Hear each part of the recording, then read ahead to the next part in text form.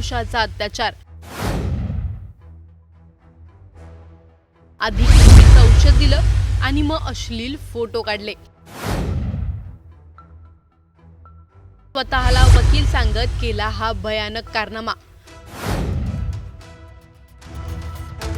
पुण्यातील ही वकील महिला कोण होती, तिचे नाव काय होतं आणि तिने अशा किती पुरुषांना या जाळ्यात ओढलं होतं, या प्रकरणाचा पर्दाफाश कसा झाला, त्या महिलेने हे सर्व कसं घडवून आणलं, याची डिटेल्ड माहिती देणारा हा व्हिडिओ शेवटपर्यंत नक्की पहा आणि टाइम्स नाऊ मराठीच्या सर्व माध्यमांना सबस्क्राईब आणि फॉलो करायला विसरू नका।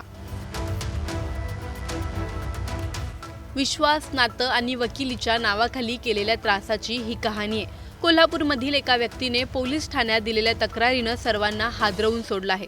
देवदर्शनाच्या निमित्ताने सुरू झालेली ओळख नंतर त्रास, अत्याचार आणि ब्लॅकमेलिंग पर्यंत पोहोचली। पीडित व्यक्तीने पोलिसांमध्ये दिलेल्या तक्रारीत सांगितले की 7 नोव्हेंबर 2024 रोजी ते कुटुंबीय आणि मित्रांसोबत तुळजापूरला देवदर्शनासाठी गेले होते। याच ठिकाणी त्यांची ओळख एक महिला वकिलाशी झाली। तिचे नाव म्हणजे गौरी प्रल्हाद वांजळे। सुरुवातीला साधी ओळख आणि नंतर या महिला वकीलने त्यांचा मोबाईल नंबर घेतला। त्यानंतर ती वारंवार फोन कॉल्स आणि मेसेज करण्यास सुरुवात केली। इतकंच नव्हे तर ती त्यांच्या घरीही येऊ लागली। 2-2 दिवस राहू लागली। त्यांनी तिला बहिणीसारखं मानलं होतं, पण या नात्याचा गैरफायदा घेतला गेला, असा गंभीर आरोप पीडिताने केला आहे। काही दिवसांनी ती महिला कोल्हापूरला त्यांच्या घरी आली आणि दर्शनाच्या बहाण्याने बेगम गावातील कलावती मंदिरात त्यांना नेलं। तिथे तिने पीडित व्यक्तीच्या जवळ येण्याचा प्रयत्न केला। त्यावेळी पीडिताने तिला हटकलं आणि पुढे असं वागू नका, आमच्या घरी येऊ नका अशी स्पष्ट विनंती केली। त्यावेळी तिने माफीही मागितली आणि असा प्रकार पुन्हा कधीच करणार नाही असं आश्वासन दिलं। परंतु गोष्ट इथेच थांबत नाही। नंतर पुन्हा ती 2 दिवस त्यांच्या घरी राहिली आणि निघताना तिने त्यांना चंदगड बस स्टँडवर सोडलं।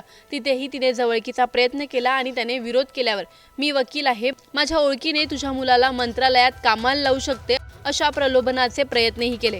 यानंतर ती सतत त्यांच्या पत्नीच्या संपर्कात राहू लागली। एका दिवशी तिने फोन करत सांगितले की ती आणि तिच्या मैत्रिणीचे कुटुंबीय काशी विश्वनाथ मंदिरात दर्शनाला जाणार आहोत आणि माझ्या भावाला म्हणजेच तुझ्या नवऱ्याला देखील पाठव, अशी विनंती तिने पत्नीला केली। त्यामुळे पीडित व्यक्ती पुण्यात आली आणि तिथून दोघेही विमानाने काशी विश्वनाथला रवाना झाले। काशीत गेल्यावर तिने हॉटेल रूम बुक केली आणि तिथे 3 दिवस थांबून त्यांच्यासोबत पुन्हा अयोग्य वर्तन केल्याचा आरोप तक्रारीत करण्यात आला आहे। इतकेच नव्हे तर पीडित झोपलेले असताना तिने त्यांना गुंगीचे पेय पाजले आणि त्यांच्यावर अत्याचार करण्याचा प्रयत्न केला, असा गंभीर आरोपही करण्यात आला आहे। पीडिताने या सर्व प्रकाराला विरोध केला असता तिने 2 लाख रुपये देण्याची मागणी केली। नाही दिलेस तर तुझ्या विरोधात खोटी तक्रार करेल, फोटो व्हायरल करेल, अशी धमकीही तिने दिली। मात्र कशीबशी सुटका करून ते कोल्हापूरला परतले। पोलिसांमध्ये तक्रार दाखल केली आणि सर्व प्रकरण उघडकीस आले। आणि ही महिला म्हणजेच गौरी वांजळे ही हायकोर्टची वकील नसून ती फक्त कोर्टात जाऊन स्वतःचे फोटोज काढते। या महिलेने याआधी देखील असंच 7 ते 8 जणांना गंडा घातला आहे। पण कोल्हापूरच्या या माणसामुळे महिलेचं हे जाळं समोर आलं। पण पुरुषांवर होणाऱ्या अत्याचाराकडे समाज अजूनही गांभीर्याने का पाहत नाही? पुरुष पीडित असेल तर समाज त्याला दोषी का समजतो?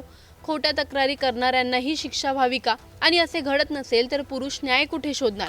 समाजात पुरुष नेहमी गुन्हेगार ही मानसिकता कधी बदलणार? कायदा सर्वांसाठी समान असताना प्रत्यक्षात लिंग भावानुसार निर्णय का बदलतात? सोशल मीडियावर फोटो, व्हिडिओ व्हायरल करण्याची धमकी नवीन शस्त्र बनली आहे का?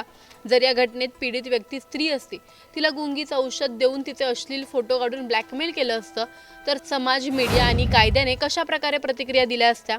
तिच्या संरक्षणासाठी कोणते पाऊल लगेच उचलले गेले असते? पुरुष पीडित असल्याने समाज शांत आहे का? समाज, कायदा आणि मीडिया पुरुष पीडितांबाबतही समान संवेदनशीलता दाखवतील तेव्हा खऱ्या अर्थाने समानता होईल। Bureau report, times now Marathi.